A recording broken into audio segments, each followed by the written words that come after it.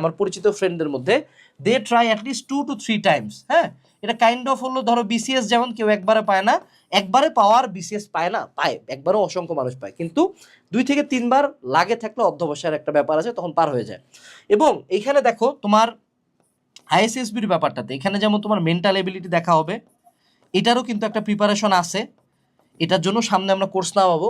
Mental ability যেমন লাগে ঠিক তেমনই যে আরেকটা জিনিস লাগে সেটা হলো ফিজিক্যাল ফিটনেস। এখন দেখো এই জায়গাটাতে আমরা সবাই ভয় পেয়ে যাই যে আরে আমার তো ফিজিক্যাল ফিটনেস না, আমি মনে হয় পারবো না। এখানে যারা আছে এরা কেউ জিম্যান না, এরা কেউ বাই ডিফল্ট ওরকম ফিটনেস নিয়ে জন্ম হয় নাই।